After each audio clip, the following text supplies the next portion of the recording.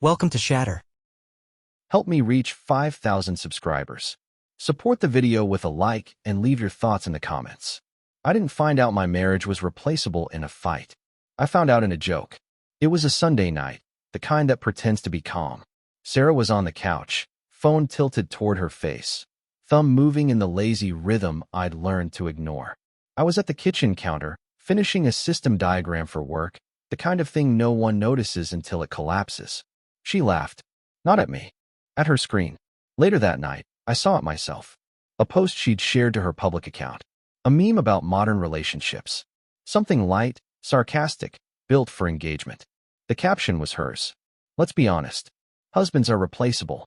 If one doesn't work, you upgrade. Thousands of views. Dozens of comments. Friends. Colleagues. People we had dinner with. People who had slept on our couch during bad years. The reactions came fast. Laughing emojis. Fire emojis. A few men chiming in with ironic agreement. One name stood out. Jake. A guy from her past I'd heard about just enough to recognize. He didn't joke. He affirmed. Publicly. Confidently. Like the idea benefited him. I waited for the familiar reaction in my body. The heat. The tightening. The urge to correct the narrative. It didn't come. What came instead was something quieter. A click. Sarah didn't mean it as an announcement. She meant it as leverage. A way to shape perception without confrontation. To put me in a category without saying my name. To let the crowd do the work. She never asked how I felt about it. She never needed to. In her world, silence meant consent or weakness. Usually both. I closed the app and went back to my diagram. Boxes. Dependencies. Failure points. In my line of work, you don't panic when a system shows signs of decay. You stop feeding the unstable parts. You reroute resources. You prepare for graceful shutdown. The next morning, she asked if I'd seen the post. Her tone was casual. Curious. Testing. I said yes. And that I agreed. She smiled, relieved. Thought she'd won something. That was the moment I stopped planning our future as a shared project and started treating it like a system already in decline. The first thing I changed wasn't visible. I stopped anticipating her needs. For years, I'd done it automatically. Calendar reminders for her launches. Quiet budget adjustments when a campaign underperformed. Picking up slack so her public confidence never cracked. That morning, I noticed the habit forming and let it die mid-thought. Sarah moved through the apartment like nothing had shifted. She hummed. She filmed a short clip by the window, light catching her face just right. I stayed out of frame. Not deliberately. I just didn't orbit anymore. By noon, the comments under her post had doubled. Screenshots traveled faster than explanations ever could. Someone at my office recognized the meme and laughed about it in the break room, not knowing it had landed in my kitchen first. He wasn't mocking me. That was worse. He thought it was normal. Later that day, Mark from finance pulled me aside. He didn't mention the post directly. He didn't have to. He asked if everything was solid at home. His voice carried that careful tone people use when they think you're one bad night away from making mistakes. That was the first external signal. The first proof that her joke wasn't contained to her audience. It was reshaping how others indexed me.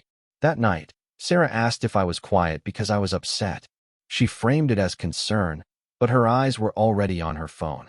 She didn't wait for an answer before pivoting to analytics, reach, engagement. She mentioned that Jake had messaged her privately, congratulating her on owning the narrative. She said it like it was a win for both of us. I listened. I absorbed. I said nothing. After she went to bed, I opened our shared planning folder. Travel reservations. Joint savings. A tentative house upgrade we'd been circling for months. None of it was wrong. It was just built on assumptions that no longer existed. Replaceable systems don't get redundancy. They get phased out. I didn't feel angry. That surprised me. What I felt was clarity. The kind that shows up when you stop trying to be understood and start preparing to be unreachable. Before sleeping, I made one small adjustment. I moved my next paycheck into an account she didn't track. Not to punish. Not to hide. Just to see what happened when I stopped reinforcing a structure that no longer respected load-bearing parts. The next morning, she posted again. Another joke. Louder this time. I watched the comments roll in and realized something important. She needed the audience. I didn't. The proof didn't arrive dramatically. It never does. It came in fragments. Patterns. Small inconsistencies that only stand out if you're trained to notice them. I wasn't looking for betrayal. I was mapping behavior. Sarah's phone stopped leaving the room. Notifications silenced, then checked in private. Her laughter changed frequency. Shorter bursts. Sharper. Like she was reacting, not enjoying. She started referencing conversations I hadn't been present for, opinions that didn't originate with her. Jake's name surfaced casually, always as context, never as focus. That's how you smuggle relevance into a narrative. One evening, she mentioned a brand event she'd forgotten to tell me about. Overnight. Out of town. Paid for. She said it was last minute. Opportunities like that don't appear out of nowhere. They're built. Coordinated. Anticipated. I didn't challenge her. I checked timelines. Her public engagement spiked exactly when her private availability dropped. Direct messages aligned with absences. Her tone at home flattened, like a script she no longer rehearsed. The financial signals came next. Nothing illegal. Just reallocation. Small charges rerouted through business expenses. Subscriptions I didn't recognize. A co-working space membership in a neighborhood she never worked in. When I asked about it, she laughed and said I was overthinking. She said marketers lie fluidly. That structure was my insecurity speaking. I let that sit. That night, I compared our trajectories. My workload had increased. Quietly. No announcements. No applause. A new internal project, sensitive enough that only a few people knew my name. The kind of role that doesn't trend but reshapes outcomes months later.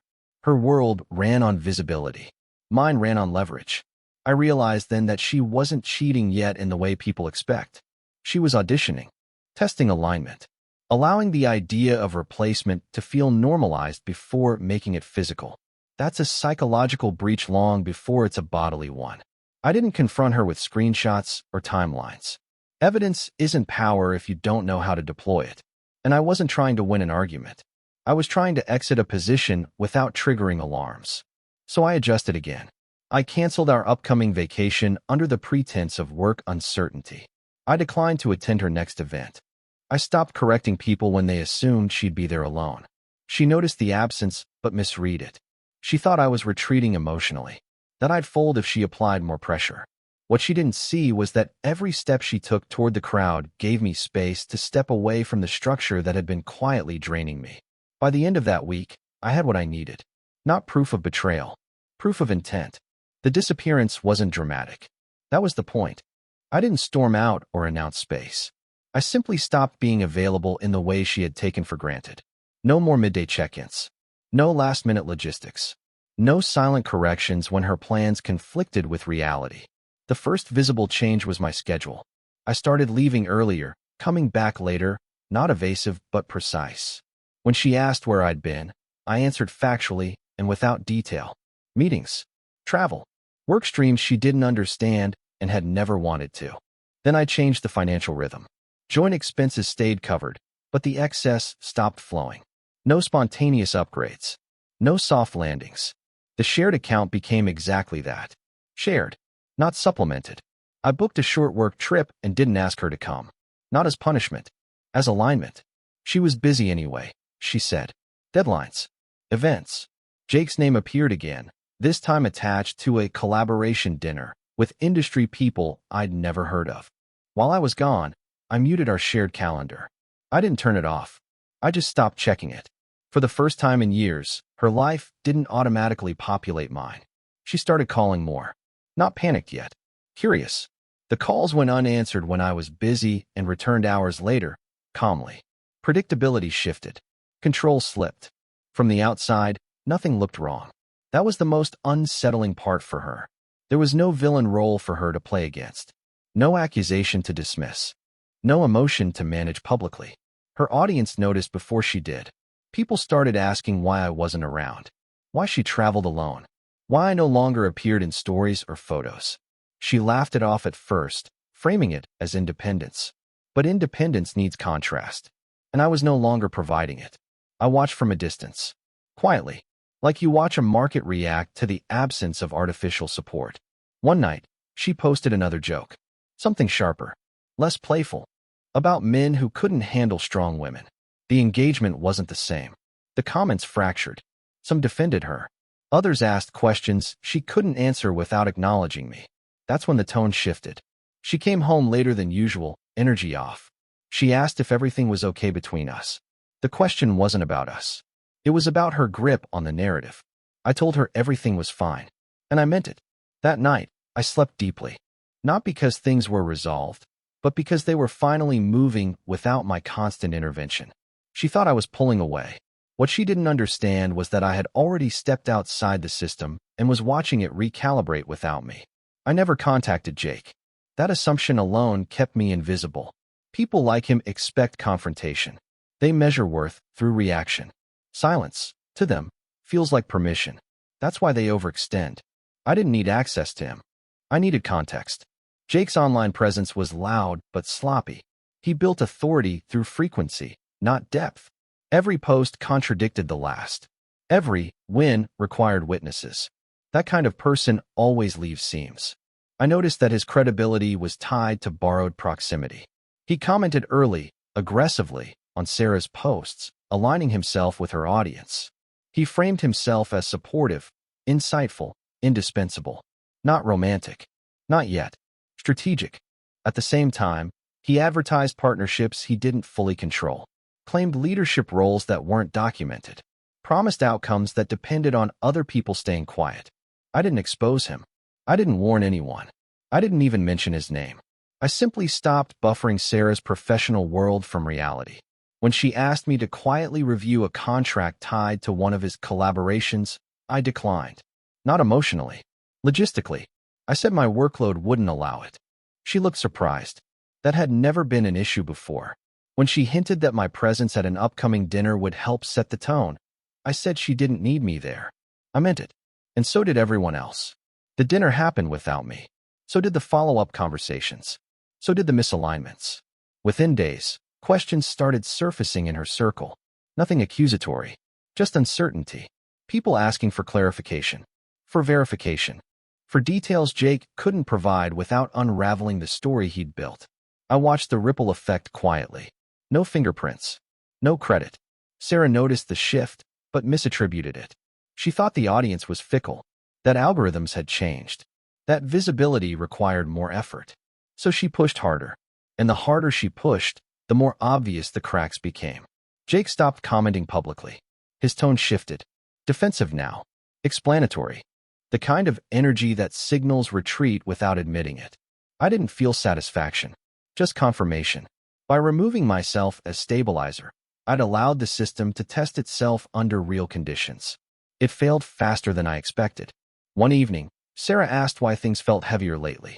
She said it like a problem we needed to solve together. I didn't correct her. I just realized that for the first time, her chaos was no longer my responsibility to manage. And that changed everything. The shift became public without anyone announcing it. That's how reputations usually fracture. Quietly, then all at once. I first noticed it through absence.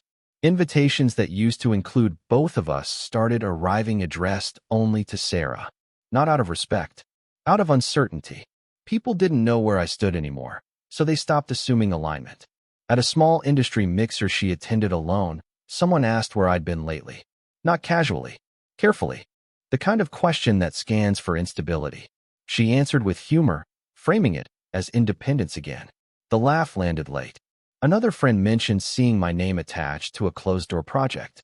High level. Sensitive. The tone changed. Curiosity replaced dismissal. Suddenly, I wasn't the quiet background figure anymore. I was the unknown variable. Sarah felt it before she understood it. Her posts lost cohesion. The jokes sharpened, then softened. The audience reacted inconsistently. Some pulled back. Others stayed but stopped engaging. Visibility without validation is brutal for someone who lives on feedback. Jake tried to reinsert himself. He commented again, louder than before, as if volume could restore authority. It didn't. Someone replied to him publicly, asking for clarification on a claim he'd made weeks earlier. He deflected. The thread lingered. At a family gathering, her sister asked how things were going between us. Not with concern, with curiosity. Sarah said we were fine. The room didn't fully accept the answer. That was the social rupture. Not scandal. Not exposure. Just a subtle consensus forming that something was off. I remained neutral. present when necessary, polite, unavailable beyond that. When asked directly, I spoke well of her. Calmly, briefly. That confused people more than criticism ever could. She started losing control of the story because there was no antagonist, no dramatic conflict, just a widening gap between who she said she was and what others observed.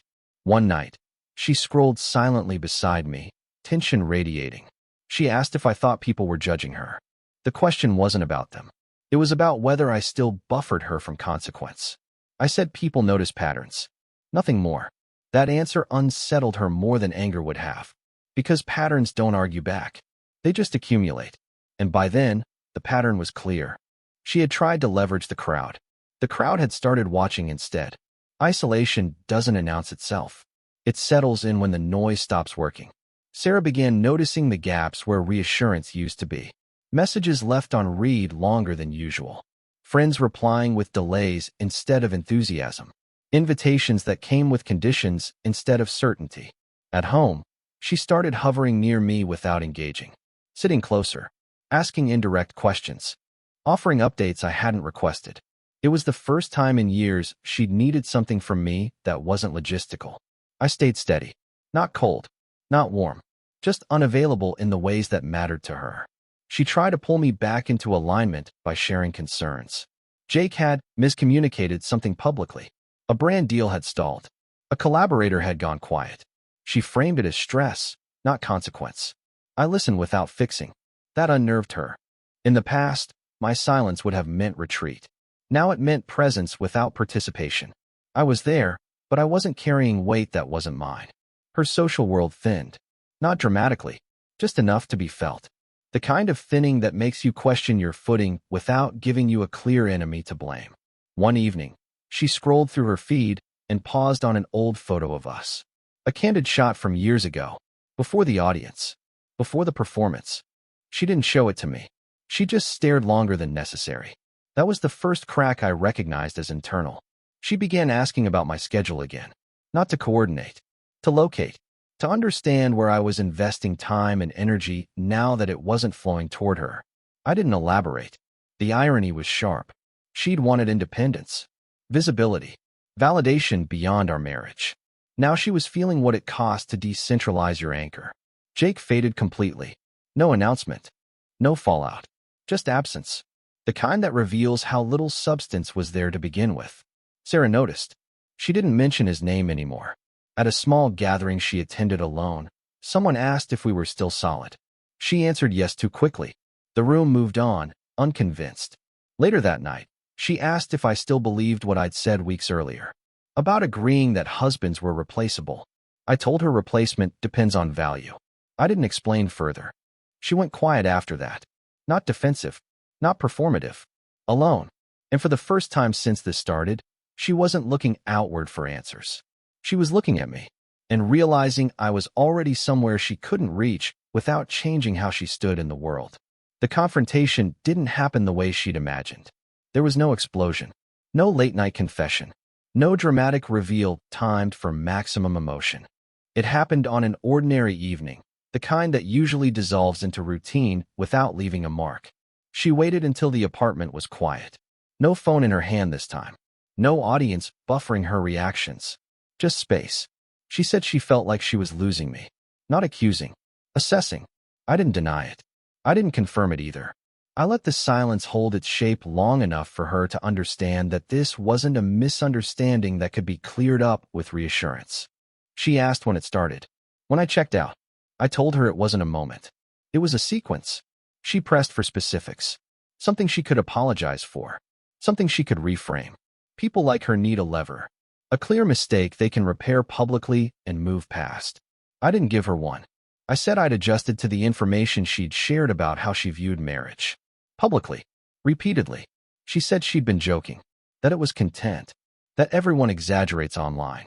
I told her systems don't care about intent. They respond to signals. That landed. She asked if there was someone else. The question came out flat, like she'd already rehearsed disappointment. I said no. And meant it. That confused her more than a confession would have. She asked what I wanted. I told her I wanted alignment. Respect without performance. Privacy without leverage. Partnership without spectators. She didn't respond right away. She wasn't equipped for that kind of demand because it couldn't be negotiated with optics. She said she felt like she was standing on unstable ground, like she'd misjudged how much she could push without losing me. I didn't comfort her. I told her she hadn't lost me. She'd just stopped being able to access me the way she used to. That distinction broke something open in her. Not tears. Not pleading. Fear. Because fear isn't loud. It's clarifying. She asked if I was leaving. I said I wasn't making announcements. That night, we slept in the same bed with more distance between us than ever before. Not physical. Conceptual. She lay awake longer than I did. I could feel it. In the dark, without an audience, without a narrative to lean on, she was finally facing the one variable she couldn't manage. My absence had stopped being theoretical. It was real, and it was already here. The collapse didn't look like drama. It looked like subtraction. Sarah's world didn't explode. It thinned. Opportunities stopped stacking. Invitations arrived with caveats. People who once amplified her voice started redirecting their attention elsewhere, not out of malice, but out of instinct. Momentum had shifted, and no one wanted to be caught backing the wrong signal. She felt it most in the mornings. The hesitation before opening her phone. The pause before posting. The weight of deciding whether something would land or quietly fall flat. At home, she moved differently. Slower. Less certain. She tried to reconstruct meaning through memory. Old routines. Old jokes. Shared references that used to bind us. They didn't reconnect anything. They just highlighted how long it had been since we were operating on the same layer. One night, she brought up the past without framing it as nostalgia. She mentioned moments she'd once dismissed as small. Times I'd adjusted my life around hers without asking. Decisions I'd absorbed quietly so she could move faster and louder. She wasn't apologizing. She was assembling evidence. That's what happens when the present stops cooperating. People reach backward, looking for anchors they ignored when the ground felt solid. Her professional confidence cracked next. Not publicly. Internally. She second-guessed choices she'd once made instinctively. She asked for input and then froze when it wasn't performative. Advice without applause is hard to trust if you've built your identity on reaction. Jake was gone completely by then. Not even a cautionary memory. Just a blank space where momentum had once been projected. That absence did more damage than a betrayal ever could. She realized she'd risked a stable structure for attention that evaporated the moment it demanded accountability. I didn't intervene. I was already living differently. My days were quieter, more deliberate. Work expanded into territories that didn't require explanation. My name carried weight in rooms she'd never enter, and I liked it that way. Her collapse wasn't my victory. It was simply no longer my concern. That realization came to her slowly, then all at once. She stood in the kitchen one evening, looking at me like someone seeing depth where they'd assumed a flat surface. Not desperate, not dramatic, just aware. Aware that I had been the constant she'd treated as permanent. And that permanence, once withdrawn, doesn't announce its return. It waits. Or it doesn't. The end didn't arrive as a decision. It arrived as a state. Sarah stopped trying to fix things through effort. No more reframing. No more content experiments disguised as growth. The audience had moved on, and for the first time, there was no crowd to absorb her fear. What remained was just us. And the quiet. She approached me one evening without strategy. No timing. No emotional buildup. She didn't ask for reassurance or forgiveness. She acknowledged something instead. She said she finally understood what she'd traded. Not the marriage. The posture. She admitted she'd mistaken stability for stagnation. That she'd confused visibility with value. That she'd assumed I would always be there, absorbing impact, because I always had. She didn't cry. She didn't dramatize it. That restraint told me more than tears ever could. I listened. Fully. Calmly. And when she finished, I didn't rush to respond. That was the final shift. I told her I wasn't leaving. But I wasn't returning either. Not to the version of us that relied on public leverage.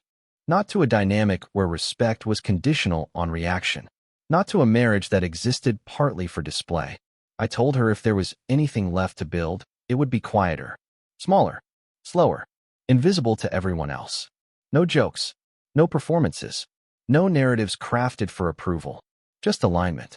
I didn't promise permanence. I didn't promise comfort. I promised clarity. She accepted it without negotiating, because there was nothing left to bargain with. No audience, no leverage, just consequence and choice. That night, I packed nothing. I didn't announce a new chapter. I didn't need to. The next morning, she posted nothing. Neither did I.